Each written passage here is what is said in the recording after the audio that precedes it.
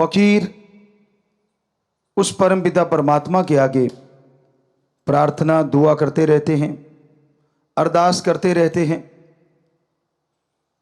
और उसका मकसद सिर्फ एक ही होता है कि हर जीव सुख शांति हासिल करे, हर इंसान को वो खुशियां मिले जिसके लिए वो दुआएं करता है, प्रार्थनाएं करता है। पर जायज नाजायज मांग ना तो कभी पूरी होती है और ना उसके लिए संत पीर फकीर कोई दुआएं करते हैं। जायज नाजायज, सही है गलत है, इसका पता कैसे चले? आप अगर सत्संग लगातार सुनते हैं, ये हो ही नहीं सकता कि आपको ये ना पता चले सही मांग कौन सी है और गलत मांग कौन सी है। सही मांग वो होती है जिससे परिवार का भला हो, समाज का भला हो, देश का भला हो और संसार का भला हो। सही मांग वो भी होती है शरीर का भला हो, आत्मा का भला हो और दिमाग में शांति रहे, संतोष धन आए, मन ना भटकाए, माया ना छलिया बने, काम वासना क्रोध लोभ मोह अहंकार तंग ना करें। ये सारी प्रार्थनाएं जब की जाती हैं तो परमपिता परमात्मा की दरगाह में मंजूर होती हैं।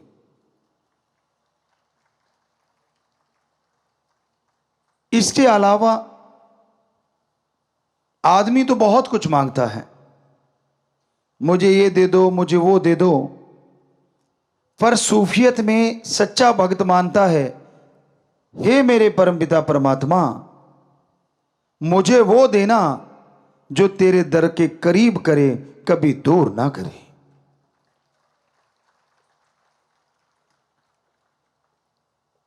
बहुत धन दौलत आ गई लोगों के पास, ऐशो आराम के साधन हो जाते हैं, और कमी यह आ जाती है कि वो परम पिता परमात्मा से दूर हो जाते हैं। तो आज यही कि मांगना कैसे है और किससे मांगना है। वैसे तो समाज में रहते हुए आप समाज से मांगते रहते हैं, लेन देन चलता रहता है, पर वो स्वस्थ तरीके से लेन देन हो। जुबान के पक्के बनो, और जो जुबान के पक्के होते हैं उन पे ही समाज में विश्वास किया जाता है, यकीन किया जाता है। जो जुबान के कच्चे होते हैं, घर वाले यकीन नहीं करते, समाज तो क्या करेगा। पुराने समय में हमारे भारत में यह संस्कृति रही है कि दो दोस्त एक दूसरे को जुबान दे देते थे छोटे छोटे बच्चों के लिए कि भाई अपनी दोस्ती है, तेरा बेटा और मेरी बेटी की शादी आपस में करेंगे ताकि ये रिश्ता और मजबूत हो जाए। तो दोनों हाथ मिलाया या यूं कह दिया कि हाँ पक्का, और फिर 100% वो पक्का होता था, उसमें कच्चापन नहीं आता था। आज पहली बात तो जुबान ही नहीं रही, जुबान करके लोग मुकर जाते हैं। दूसरी बात, जुबान को छोड़ो, लिखा हुआ मुकर जाते हैं। ऐसा टाइम है, ऐसा समय है। प्यारी साध संगत जियो, इंसान जब मांगने बैठता है उसे यह लगता है कि मैं तो जायज ही मांगता हूं, नाजायज मांगता नहीं। आप उस बच्चे की तरह हो जो छोटे से होता है, बिल्कुल छोटी सी उम्र में सांप को देख के कहता है मैंने पकड़ना है, कोयले को देख के कहता है मैंने खाना है। तो क्या अच्छे माँ बाप आप में से अपने बच्चों को वो खिला देंगे? क्या आप अपने बच्चे के हाथ में सांप पकड़ा देंगे? कभी नहीं। तो परम पिता परमात्मा तो आपकी आत्मा का मां बाप है, आपकी आत्मा का साईं है। आप नाजायज मांगेंगे तो वो आत्मघात के लिए कभी भी आपको नहीं देगा, अगर आप भक्त हैं। और अगर मालिक को लगता है कि आपके लिए सही है, लगता नहीं, वो तो जानता है, तो पल में वो आपकी इच्छा चुटकियों में पूरी कर देगा। पर कई बार होता है, आदमी कहते हैं ये मांग तो हमारी सबसे श्रेष्ठ और जायज। आप नहीं समझ सकते, वो मांग जायज है, सर्वश्रेष्ठ है, 100% सच। और मालिक अल्लाह राम 100% पूरी भी करता है, लेकिन थोड़ा आगे पीछे होता है। तो उसमें घबराओ नहीं, बल्कि सुमरन, अखंड सुमरन सेवा में लगे रहो, इबादत करते रहो, भक्ति करते रहो।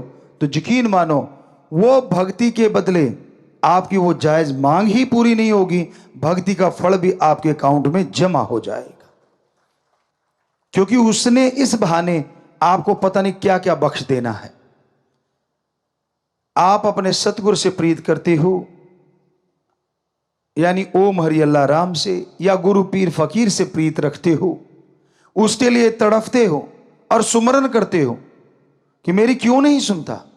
वो सुन रहा है, और यकीन मानो 100% सुनेगा। लेकिन आप सुमन कर रहे हो, उससे वो आपके कुलों का उद्धार किए जा रहा है, जो आपको पता नहीं चलता। आने वाले बुरी वक्त की तपिश से वो आपको बचाए जा रहा है। आने वाली तेज गर्म हवाओं से वो ढाल बन के आपके सामने खड़ा हुआ है। आने वाले बुरे वक्त से सुमरन करवा के आपको वो धुरी का दाना बनाना चाहता है, जिस पे चक्की घूमती है, सारे दाने पिस जाते हैं, लेकिन वो जो धुरी के साथ, वो जो किल्ली के साथ, वो कील के साथ जो दाने लग जाते हैं, जिस पे चक्की घूम रही है, पत्थर उठा के देखो, वो दाने ज्यों के त्यों बच जाते हैं।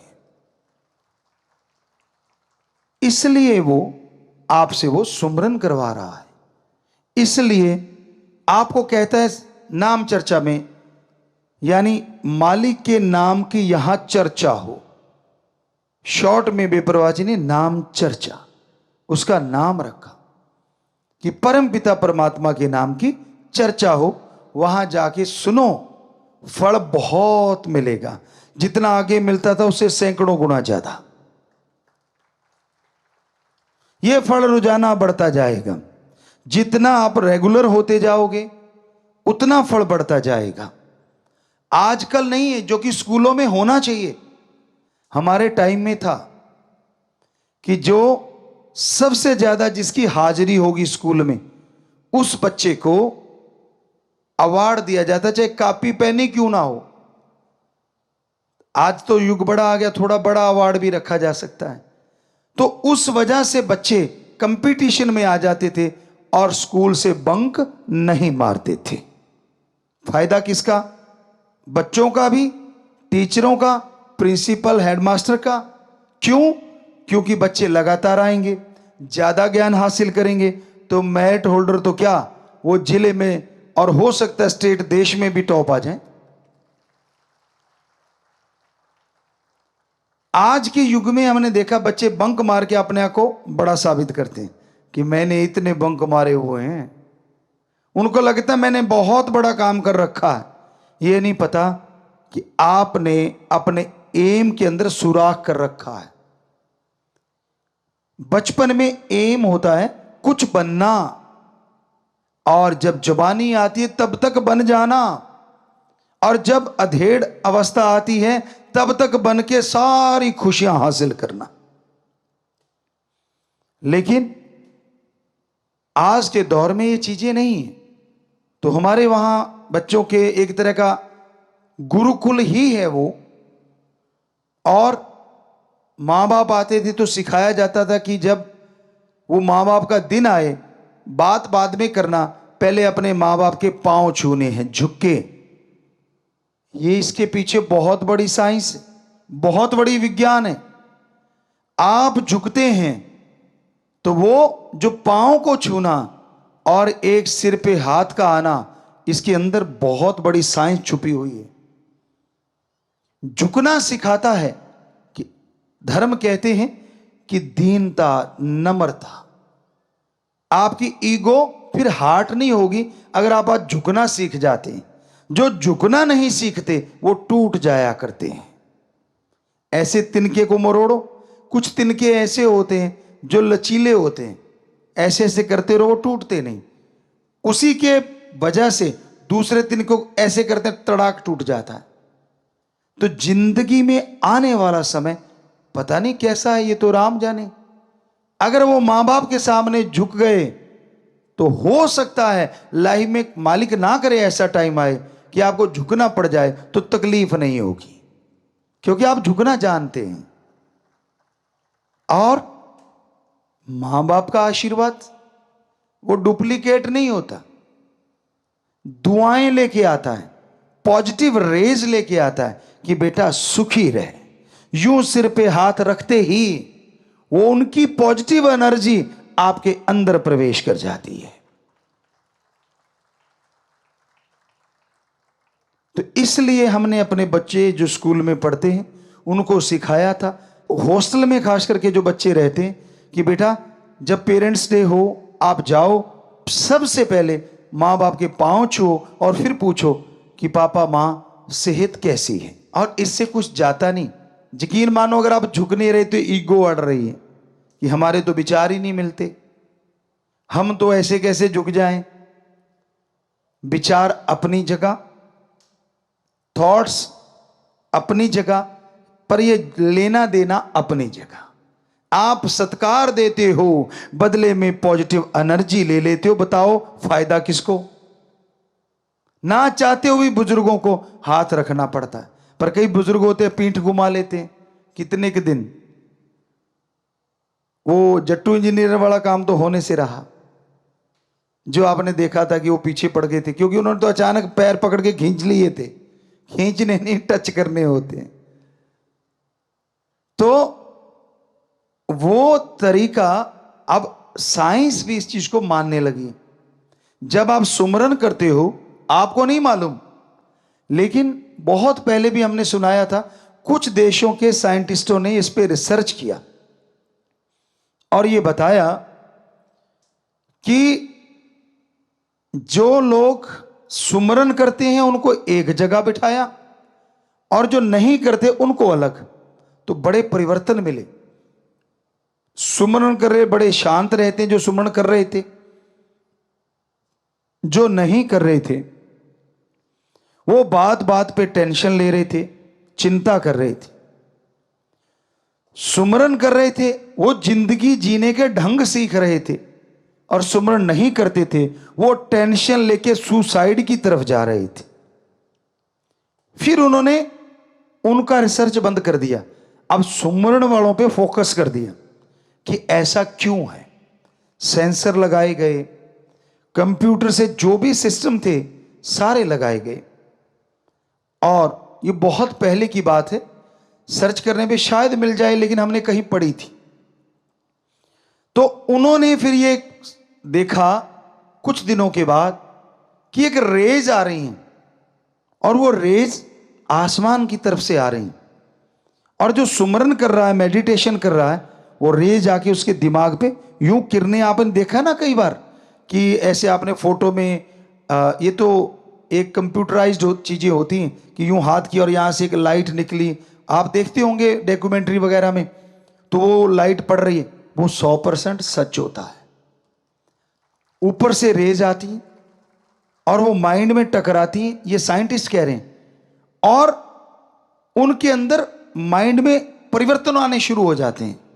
डीएनए के जो सेल्स हैं वो मजबूत होते हैं, अंदर डीएनए पनप रहा है, वो और स्ट्रांग होता चला जाता है। फिर उन्होंने सोचा इन रेज का पीछा किया जाए। जब उन्होंने उस रेज का पीछा किया तो एक हद के बाद पता नहीं चला वो रेज आ कहां से रही, क्योंकि इनकी जो साइंस की जो दायरा है वो ब्रह्मांड के अंदर तक का है, और वो ब्रह्मांड से पार से आती हैं रेज।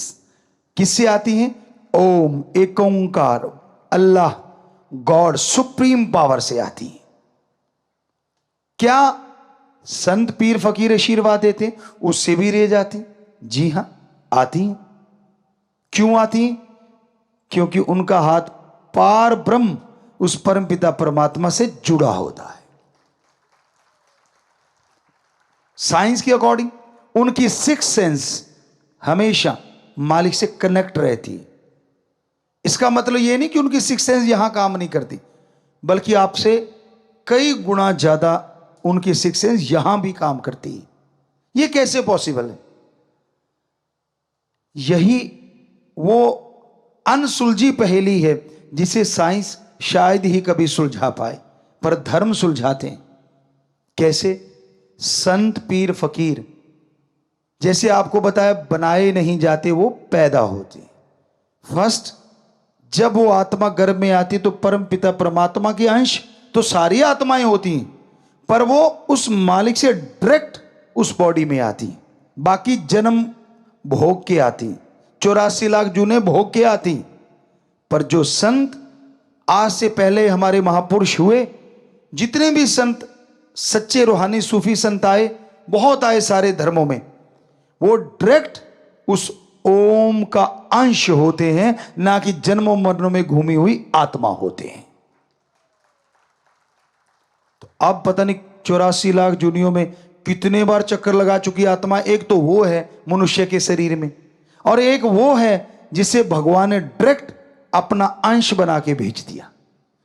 तो नेचुरली वो जो घूम घुमा के आई है, वो तो संचित कर्म इकट्ठे किए बैठी है। उनको भोगते भोगते कभी गुस्से हो जाती है, कभी सतगुरु राम से भी मुनकर, कभी कुछ कभी कुछ कभी कुछ।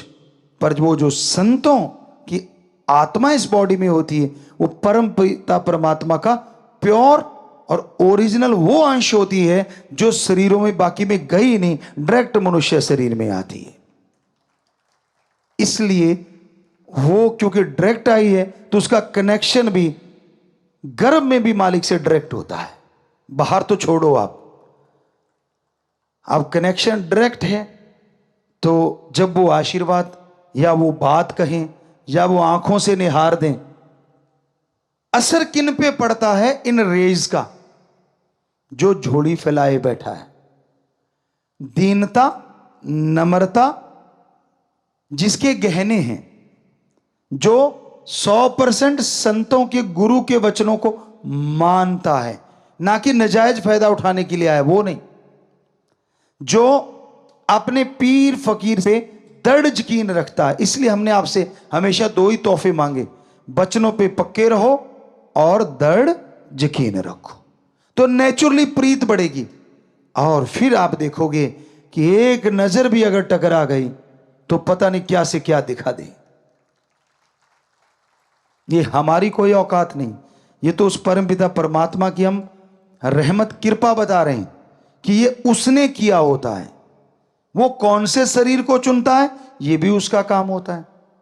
तो इसमें हमारा तो कोई काम नहीं रहा ना, किसी भी संत का कोई काम नहीं होता।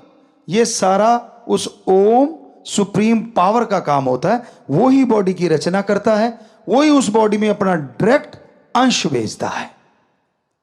हो सकता है ये सवाल कभी ना कभी आप लोगों के किसी ना किसी बहन भाई के दिमागों में आए होंगे, जो आज हम आपको सुना रहे हैं, या आपकी जानकारी के लिए। क्योंकि अंदर तो आता ही है कि हम तो 84 लाख जोन भोग के आए, जोनियों में जाके आए। क्या संत पीर फकीर भी इसी को फॉलो करते हैं? कई बार ऐसी चीजें देखने को मिलती है। मान लीजिए अब संत पीर फकीर किसी को कह देते हैं कि ये बेटा कर लेना, या ये तू बीमार है तो ये ले, ऐसे कर लेना। अब दो चार और खड़े होते हैं, वो कहते हैं यार मुझे क्यों नहीं, इसको क्यों। हो सकता है बिना प्रसाद के वो अपनी निगाहों से तेरा रोग काटते, पर तेरे जची नहीं, तूने उसको उल्टा ले लिया इसलिए वो नहीं कटा।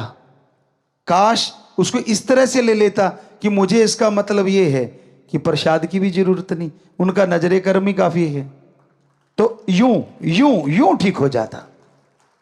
तो ये सोचने का होता है। रूहानियत बहुत गहरी है। संतों का कोई भी काम बिना वजह नहीं होता, क्योंकि वो अपने लिए नहीं जीते, वो पूरे समाज के लिए जीते हैं। वो अपने लिए नहीं जीते, परमपिता परमात्मा के लिए जीते हैं। वो उसके गुलाम होते हैं, उसके नौकर होते हैं। इसलिए कई जगहों पे महापुरुषों ने, परमपिता जी दाता रहबर ने पहली बॉडी में भी फरमाया कि परमपिता परमात्मा का काम संतों द्वारा ही सारा होता है। ये बेप्रभा जी के वचन है। तो आज आपको समझ आई ये क्यों होता और कैसे होता है। और बेप्रभा जी के लिए एक वचन हुए थे साईं मस्ताना जी उस बॉडी में, यही हम कहा करेंगे। आप कहते पर्दा रखते हो, अब तो पर्दे पुर्दे तो उठा दिए बहुत सारे। तो उस बॉडी के रूप में बेप्रभा जी ने वचन किए, अपने लिए भी थे उनके, लेकिन किए दूसरी बॉडी के लिए कि इनको देखेगा वो भी तरेगा, इनकी पीठ के दर्शन करेगा वो भी तरेगा, जो बात सुन लेगा फायदा उसको भी होगा, जो मान लेगा उसका तो कहना ही क्या है। साईं जी ने यानी मस्ताना जी रूप की वो बॉडी ने परमपिता शास्त्र नाम जी के लिए वो वचन किए। तो क्या आपकी बुद्धि सीमित है? शायद तंग दिली है आपके अंदर, शायद आपका दिमाग काम नहीं करता। वो वचन साईं मस्ताना जी की बॉडी के लिए भी थे, परमपिता शास्त्र नाम जी महाराज की बॉडी के लिए भी थे, और फिर परमपिता जी ने वचन कर दिए हम थे, हम हैं, हम ही रहेंगे। तो बिल्कुल क्लियर ही हो गया ना, बात ही खत्म हो गई। पर ना जी, हम तो उसको मानते, हम तो उसको मानते, हम तो उस कईयों के घेर अब भी अटका हुआ है। आपको सुनाया करते थे हम, किसान के बेटे हैं तो किसान का काम बहुत ज्यादा किया है, बेहद ज्यादा किया है।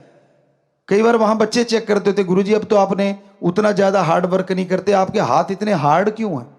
मैंने कहा बेटा इसे कहते कमाए हुए हाथ, ऐसे बैठ के गड़ाए हुए हाथ नहीं है, ये कमाए हुए हैं।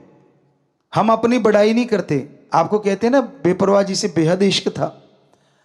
तो एक बार हम आप एक छोटी सी बात बताना चाहते हैं कि वो बॉडी कैसी हो जाती है जो सतगुरु से प्यार करती है। हमारा हमेशा चैलेंज एक्सेप्ट करने का दिल रहता था कि चैलेंज किसी ने दिया है तो उसको स्वीकार कर लेते थे।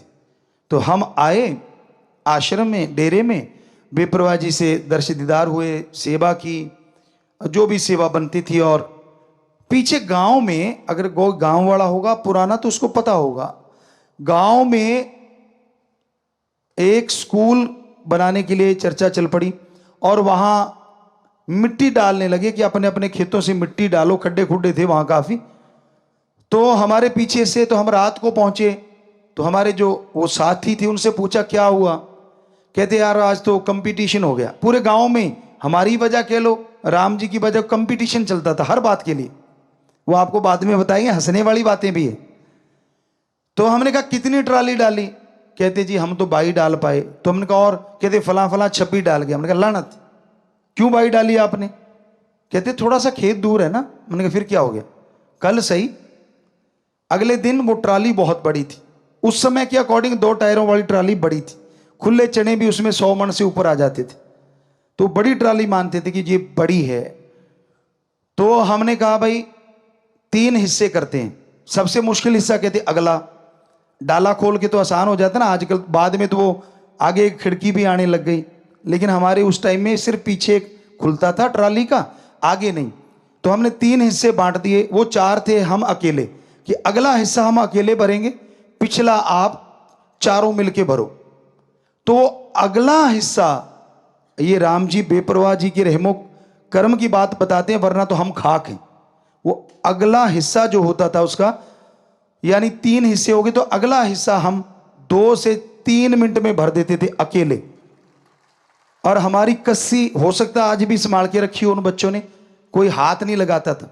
हम कहते यार बाद में बर्त लिया करो, तो जो उनमें सबसे पावरफुल था वो कहता था मामा ये कस्सी को देख के ना माथा टेक देते हैं, भाई जिसकी तू है वो ही उठाएगा, पंगा नहीं लेने का।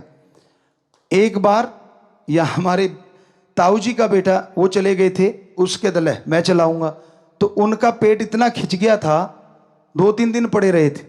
और हमें वो कहने लगे, आज भी याद है जब हम आपस में मिले, कहने लगा जरूरी सी पंगा लेना। हमने कहा हमने क्या पंगा लिया, हम तो डेरे गए थे। कहते ना जड़ी कई ले आके रख रखी इतनी बड्डी। तो हमने कहा फिर क्या हो गया, कहते मैं चला बैठा कि तू चलाता, मैं भी चलाऊंगा। पानी की बारी थी, मोगा बड़ा था, तो कहता है पूछ मत, उस दिन से ये सारा डंगा खींचा पड़ा है। तो हमने कहा वो क्या कहते थे, वो कहते भाई हम तो 7 दाने दर के माथा टेकते हैं, हम नहीं इसको छेड़ते। तो असल में बहुत बड़ी कस्सी थी। कबूल शाह खुब्बन एक जगह है, वहां से वो आई हुई थी, तब बड़ी मशहूर थी वहां की, आज हमें नहीं मालूम। तो वो कस्सी से हम 2 से 3 मिनट में भरते थे, और वो चारों मिलके 2 हिस्से जो थे वो लगभग 10 से 15 मिनट लगा देते, वो भी तब जब हम ऊपर खड़े करते लानत आपके, हमने भर दिया, अरे क्या कर रहे हो, अरे जोर लगाओ। तो उस दिन दूसरे जो चैलेंज वाले थे उन्होंने 28 और हमने शायद 40 ट्रालियां डाली थी। तो ये कहने का मतलब बेपरवाजी का रहमो करम, दया में रहमत, दर्द यकीन हो। अब आप कहोगे जी अब हमें समझ आ गई, आप ऐसे कैसे कर लेते थे। अगर आपको समझ आ गई तो जरा सोचो, हमें कस्सी चलाने की क्या जरूरत थी, फिर फूंक मारते ट्राली भर जाती, ले जाते। बताओ है जवाब कोई आपके पास। अरे भाई तब हम इस ताकत का इस्तेमाल नहीं करते थे, जो राम जी ने ये बॉडी बनाई थी इसकी ही इस्तेमाल करते थे। ओनली ह्यूमन बीइंग, एक मनुष्य की तरह, आम इंसान की तरह। वो बेपरवाह जी ने रहमत वो कर रखी थी, उसमें कोई दो राय नहीं। लेकिन जब तक जाहिर नहीं होता शरीर, राम जी करते नहीं, तब तक वो चीजें नहीं दिखाते। हाँ उनको दिखा भी देते हैं, जिनका दर्द यकीन होता है उनको तब भी वो चीजें मिलने लग जाती हैं जो बाद में मिलती हैं। मिली लोगों को वो जानते हैं। तो हमारा आज यही बताने का उद्देश्य है कि इस तरह से अगर आप सच्चे दिल से मालिक से प्यार करोगे तो यकीन मानो कभी हारोगे नहीं। अगर पॉजिटिव रहोगे तो नेगेटिविटी नजदीक नहीं फटकेगी। हमेशा पॉजिटिव रहो, हमेशा दृढ़ यकीन रखो अपने सदगुरु पे, मालिक माला माल कर देते हैं।